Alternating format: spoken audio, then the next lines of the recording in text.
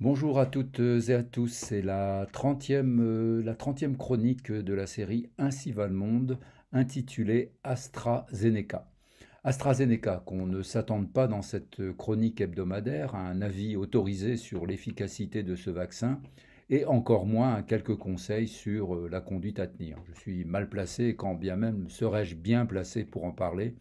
Mes avis autorisés rencontreraient très vite sur leur route d'autres avis tout aussi autorisés qui les mettraient à mal.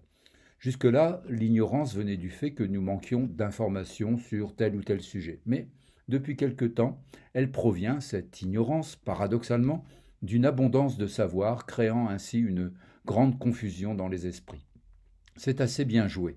Démocratiquement, il est légitime de transmettre les savoirs et l'école y pourvoit. Par ce biais, on estime ainsi produire des citoyens instruits, mais avec le risque, pour un pouvoir, de les émanciper. Pour y parer, une solution est de tenir les individus dans l'ignorance en les privant de connaissances. Il suffit alors de leur faire quitter précocement l'école, par exemple, la deuxième solution étant de les en gaver jusqu'à satiété et de les rendre incapables de s'en servir. Dans les deux cas, on produit de l'ignorance par le vide ou le trop-plein. On se souviendra de Montaigne et de ses deux têtes, l'une bien pleine, l'autre bien faite. Revenons à AstraZeneca. On notera au passage que ce vaccin est en but à nombre de critiques depuis son lancement, sans doute pour faire payer aux Anglais leur Brexit. On a relevé ou révélé récemment que, je cite, sur les 20 millions de personnes en Grande-Bretagne et en Europe qui ont reçu le vaccin, 7 cas de coagulation intravasculaire disséminée et 18 de thrombose veineuse cérébrale ont été recensés. D'où la suspension de la campagne de vaccination avec AstraZeneca en attendant d'y voir plus clair. Après analyse approfondie, on a pris une balance utilitariste pour peser les avantages et les inconvénients, les bénéfices et les pertes, car même approfondie, l'analyse n'a pas pu aller jusqu'au fond des choses.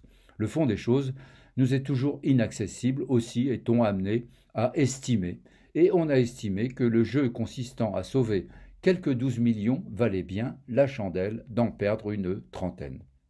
Je le répète, c'est une logique utilitariste. Il y a là quelque chose du sacrifice nécessaire. Certes, elle est peu éthique, car c'est une logique de calcul, de poids, une logique de gain et de perte, et elle se donne des airs tellement naturels et imparables qu'il est difficile de la contrarier.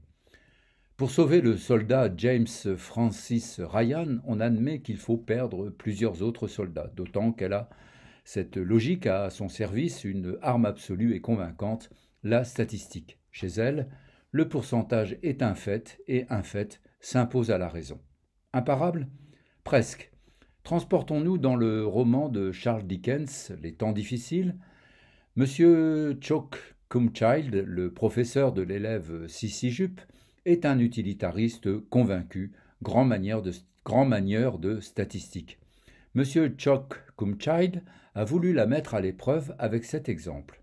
Mettons que cette salle de classe soit une ville immense et qu'elle contienne 1 million d'habitants, dont 25 seulement meurent de faim dans la rue au cours d'une année.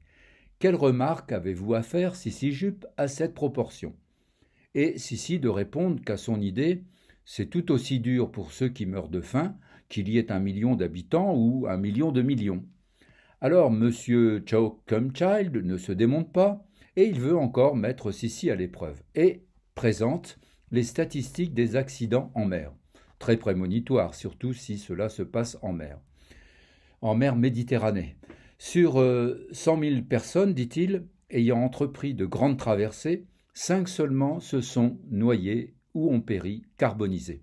Quelle est la valeur du pourcentage, mademoiselle Sissy? Et Sissy répond que cette valeur est nulle, nulle pour les parents et les amis de ceux qui étaient morts, nulle encore, car elle nie les existences individuelles. Sans commentaire. Ainsi va le monde.